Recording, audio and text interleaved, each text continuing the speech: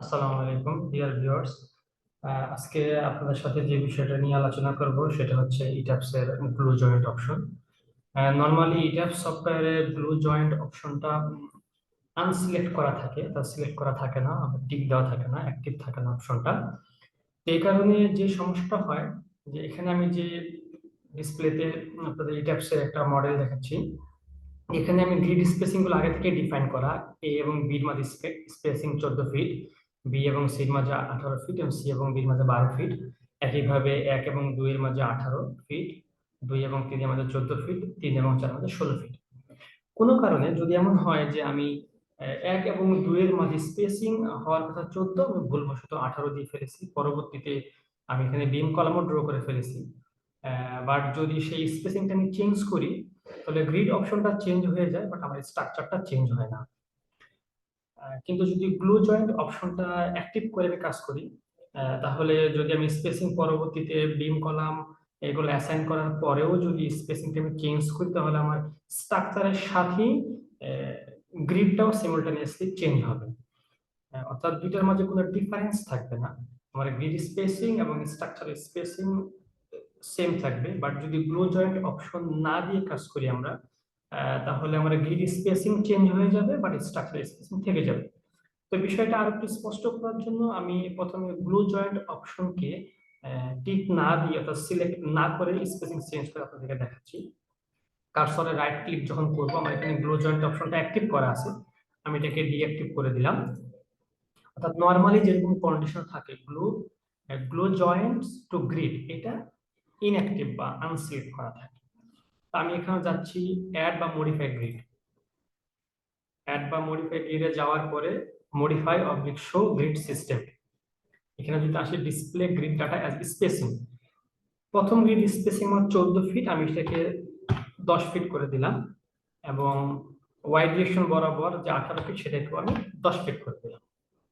10 fit করে যদি আমি এখন দেখি আমার স্ট্রাকচারটা কেমন হলো, এখানে আপনারা দেখতে পাচ্ছেন স্বাভাবিকভাবে যে আমার স্ট্রাকচারটা এই অংশে কিন্তু রয়ে গেছে। দেখেন আমার স্ট্রাকচারের যে এ এবং বি জয়েন্টে যে কলামটা ছিল, সেই তাদের মাঝে স্পেসিং 14 ফিটই রয়ে গেছে, বাট আমার গ্রিড স্পেসিং এখানে 10, এইটুকু সরে এটা 10 পর্যন্ত হয়ে গেছে।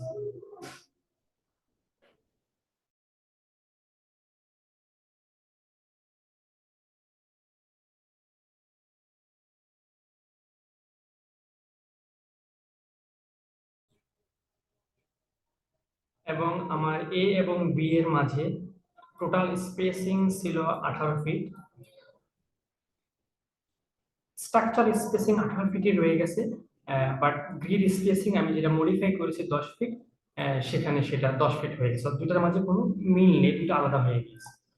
এখন আমি যে অপশনটা দেখাবো আপনাদের সেটা হচ্ছে গ্লু জয়েন্ট অপশনকে অ্যাক্টিভ করে। আমি যদি এখন গ্লু জয়েন্ট অপশনকে রাইট ক্লিক করব, রাইট ক্লিক করে গ্লু জয়েন্টস টু গ্রিড এটা দিলাম। এখন আমি আবার রাইট ক্লিক করে যাব অ্যাড বা মডিফাই গ্রিড সিস্টেম। সরি, এর আগে আমি এটাকে আনডু করে নিই, আনডু করে আমি স্ট্রাকচারটাকে আগের অবস্থায় নিয়ে নিই। আমি এখানে কন্ট্রোল জেড দিয়ে অথবা টুল বার থেকে আনডু সিলেক্ট করে আনডু করে আগের অবস্থায় নিয়ে যাব। এখন আমি রাইট ক্লিক করে গ্লু জয়েন্ট টু গ্রিডস এটাকে অ্যাক্টিভ করব। এটাকে অ্যাক্টিভ করা হয়ে গেলে আবার রাইট ক্লিক করে মডিফাই বা অ্যাড বা মডিফাই গ্রিড ডাটা, সেখানে গিয়ে মডিফাই বা শো গ্রিড সিস্টেম।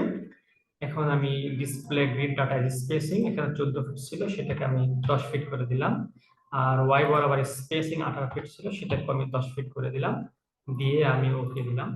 ওকে, ওকে দিয়ে দিলাম। এখন দেখেন আমার স্পেসিংটা কিন্তু পরিবর্তন হয়েছে।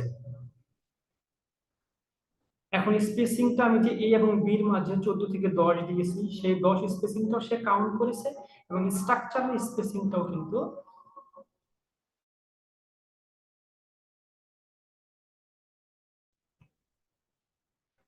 তো এখানে আমার স্পেসিংটা 10 আছে, সাথে সাথে স্ট্রাকচারাল যে কলাম দুটার মধ্যে স্পেসিং সেটাও 10 হয়ে পরিবর্তন হয়েছে।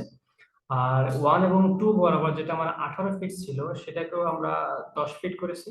তো গ্রিড স্পেসিংটাও 10 হয়েছে এবং স্ট্রাকচারাল স্পেসিং সেটাও আমার একই সাথে পরিবর্তন হয়ে 10 হয়েছে।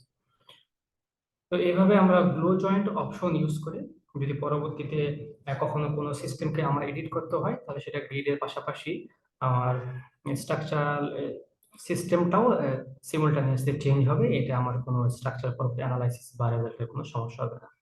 তো ভিডিওটি দেখার জন্য আপনাদের সবাইকে ধন্যবাদ।